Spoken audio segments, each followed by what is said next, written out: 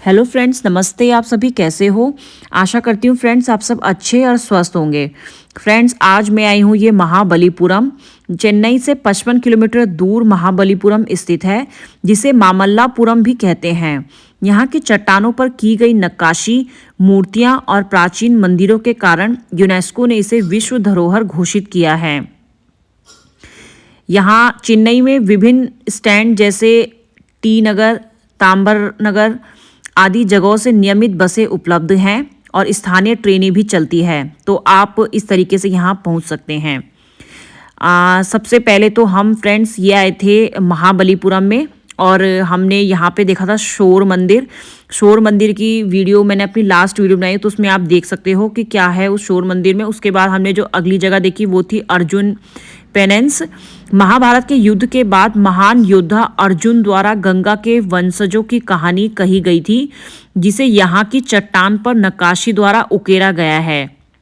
साधुओं, श्रद्धालुओं, हाथी, हिरन, जलपरी, बंदर, शेर, कोबरा, बतख और राजाओं की मूर्तियां देखकर मतलब समझ पाना जरा मुश्किल है, मगर दीवारों पर बना अजायब घर देखकर मज़ा बड़ा आता है। तो फ्रेंड्स, यहाँ तो बहुत ही सुंदर था।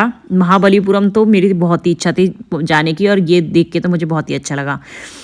फिर नेक्स्ट हमने यहाँ पे एक देखा फ्रेंड्स, यहाँ पे जो एंट्री टिकट थी वो भारतीयों के लिए 40 रुपये थी और विदेशियों के लिए 600 रुपये थी। अगली जो हमने देखा फ्रेंड्स, ये आप देख सकते हो कृष्णा बटर बॉल है। ये भौतिक विज्ञान के सारे नियमों को धत कर देता है, बताते हुए एक चट्टान है जो पहाड़ी की ढलान पर बिना किसी के सहारे खड़ा है। कृष्णा बटर बॉल तमिलनाडु के महाबलीपुरम में स्थित एक विशालकाय पत्थर है। यह पत्थर भगवान श्री कृष्ण से जुड़ी एक धार्मिक कहानी के कारण इस नाम से जाना जाता है। यह पत्थर करीब 20 फुट ऊंचा और 5 मीटर चौड़ा है। इसका वजन करीबन 250 टन है। यह पत्थर 45 डिग्री के कोण पर ढलान वाली पहाड़ी पर बिना लुढ़के टिका हुआ है। इस पत्थर को कई लोगों ने हिलाने की कोशिश की, लेकिन इसे कोई हिला नहीं पाया। आंधी, तूफान और सुनामी तक का इस पत्थर पर कोई असर नहीं होता है। पौराणिक कथाओं के मुताबिक पल्लव वंश के राजा ने इसे हटाने की कोशिश की थी, लेकिन वे इसमें नाकामयाब रहे थे। तो फ्रेंड्स, अब हम कृष्णा बटर बॉल से बढ़ते हैं आगे की ओर। बने रहें मेरी वीडियो के साथ और एंजॉय करें।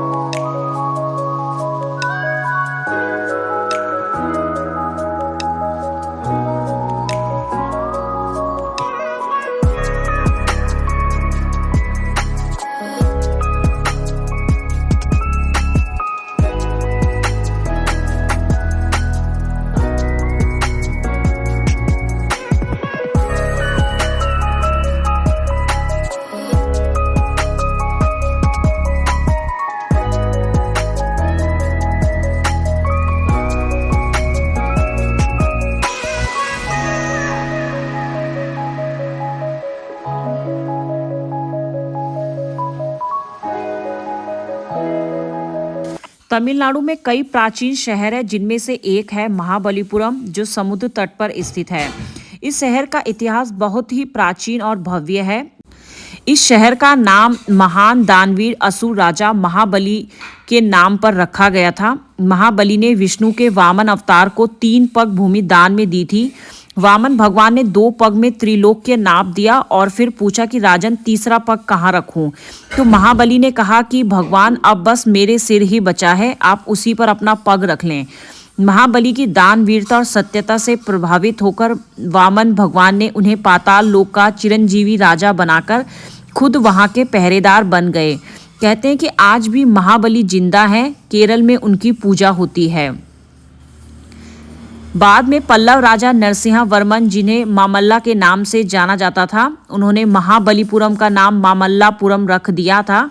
राजा नरसिंह वर्मन के द्वारा महाबलीपुरम का नाम मामल्लापुरम रखने पर भी आज लोग इस स्थान को महाबलीपुरम के नाम से ही ज़्यादा जानते हैं। 7वीं और 10वीं सदी के पल्लव राजाओं द्वारा बनाए गए कई मंदिर और स्थान यहाँ की शोभा बढ़ा रहे हैं। कांचीपुरम पर राज करने वाले पल्लवों की यह दूसरी राजधानी थी। गुप्त राजवंश के पतन के बाद पल्लव राजाओं ने दक्षिण भारत में राज किया। उन्होंने लगभग तीसरी सदी से 9वीं सदी के अंत तक अपना दबदबा बनाए रखा। पल्लव राजाओं के शासनकाल के दौरान कई महान कवि, नाटककार, कलाकार, कारीगर, विद्वान और संत हुए थे। कारीगरी के मामले में पल्लवों का साम्राज्य अग्रिम था। पल्लव राजाओं के राज में ही महान भिक्षु बोधि धर्म थे। बोधि धर्म का जन्म दक्षिण भारत के पल्लव राज्य के कांचीपुरम के राज परिवार में हुआ था। वे कांचीपुरम के राजा सुगंध के तीसरे पुत्र थे। छोटी आयु में ही उन्हें राज्य छोड़ दिया और भिक्षुक बन गए। 22 साल की उम्र में उन्होंने संबोधि का मतलब मोक्ष की पहली अवस्था को प्राप्त किया। दुनिया के महान भिक्षुओं में से एक बोधि धर्मन को जो नहीं जानता, वह मार्शल आर्ट के इतिहास को भी नहीं जानता होगा। चीन में मार्शल आर्ट और कुंफू जैसी विद्या को सिखाया था बोधि धर्म ने। प्रबुद्ध होने के बाद राजमाता के आदेश पे उन्हें सत्य और ध्यान के प्रचार प्रसार के लिए चीन में भेजा गया था।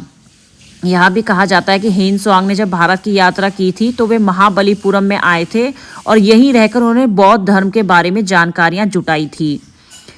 राजा बलि का राज्य संपूर्ण दक्षिण भारत में था। उन्होंने महाबलीपुरम को अपनी राजधानी बनाया था।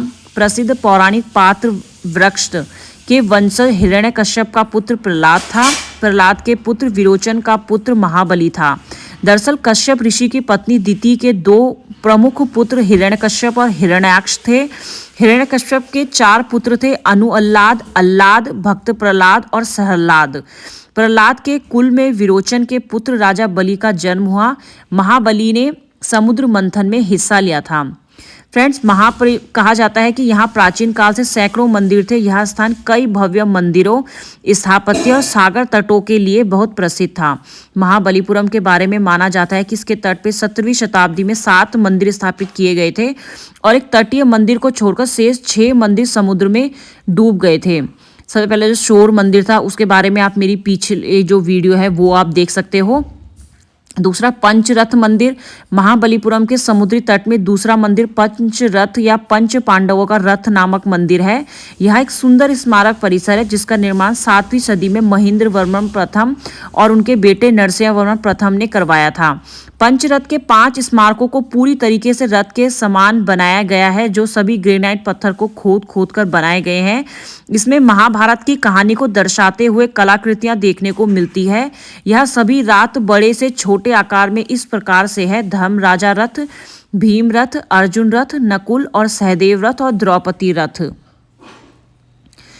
गंगा अवतरण का स्मारक, यहाँ गंगा अवतरण के स्मारक महाबलीपुरम के कोरोमंडल तट पर कांचीपुरम जिले में स्थित है।